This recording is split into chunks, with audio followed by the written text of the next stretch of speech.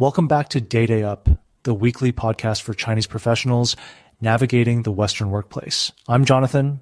Let's get into it. I've been coaching Eve for a year now. In interviews, she's been praying that they won't ask about her no-no project. The way she describes it, my CEO wanted a real-time sales dashboard and nobody could build it, so he asked me. I spent a lot of time, but it didn't go anywhere because I got the data wrong. I feel like it just proves I can't deliver. So I sat with her in that story for a moment. And then I told her the other side of the same story, the one that I could see.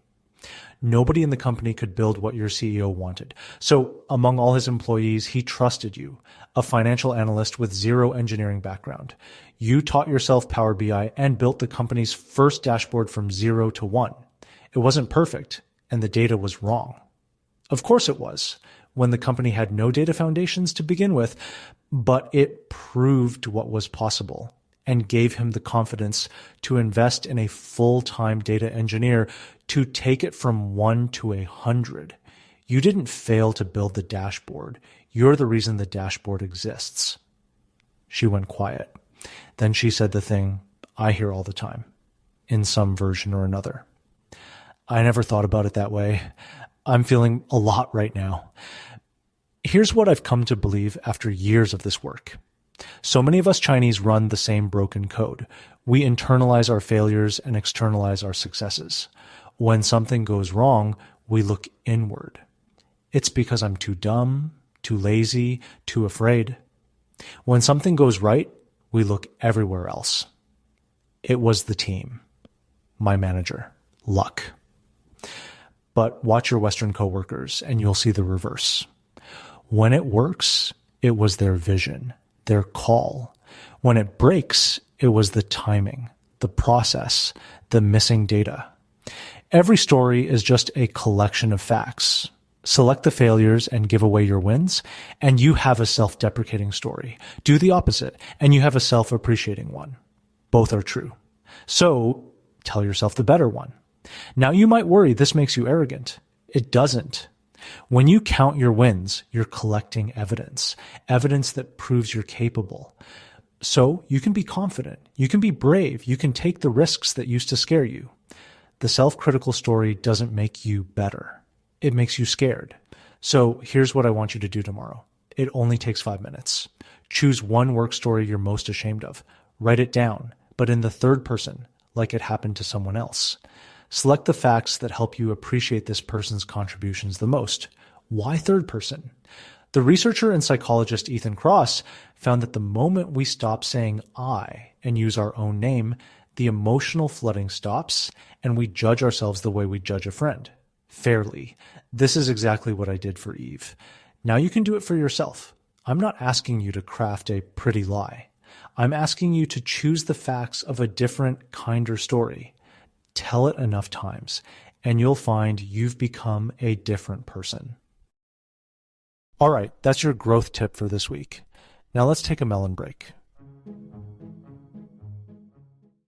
Walk into any grocery store in North America right now, and you'll find that the World Cup has gotten there before you. The mac and cheese is shaped like little soccer balls and cleats. The Cheez-Its come as flags and stars. There's a Christian Pulisic cracker, a Christian Pulisic cookie, and a Christian Pulisic chocolate bar in case you wanted your snack to have a striker on it. McDonald's is handing out 9 different collectible cups with soccer legends on them, plus 23 Squishmallows in tiny jerseys. You know the part I find hilarious? America isn't really a soccer country. Soccer sits third in popularity behind American football and basketball, and the gap is not even close. The 2022 World Cup final drew about 26 million viewers in the US. The Super Bowl that same year drew 113 million. Canada is no different. I've loved my Maple Leafs for as long as I can remember. And at the same time, I know nothing about Toronto FC. Yes, we actually have a soccer club too. And yet the entire snack aisle across the host nations has decided almost overnight to become passionately European about a sport most shoppers couldn't name 5 players in. My take, this is a country performing enthusiasm it hasn't actually grown into yet, because the cameras are here and the world is watching. If you've ever fake laughed and nodded through a conversation on some pop culture topic you have no idea about, just to belong in the room, congratulations. North Americans will be joining you soon. Here's how you can use this topic in small talk next week. With coworkers. Have you seen the World Cup stuff showing up in grocery stores? There's literally soccer ball-shaped mac and cheese now. I didn't even think Americans liked soccer that much. Are you excited for the upcoming games? With your boss. It's fascinating watching every brand pivot to soccer for the World Cup when it's only the third most popular sport here. It's a great example of a host country manufacturing cultural buy-in for a moment, almost a masterclass in riding a wave you didn't create. Daily Up is written, produced, and hosted with love by me, Jonathan Lee. To learn more, check out my free weekly newsletter for communicating in the Western workplace, read by over 2,000 Chinese professionals. Just search Daily Up Jonathan and you will find me. That's all for today. See you next Sunday, 我的职场小伙伴们。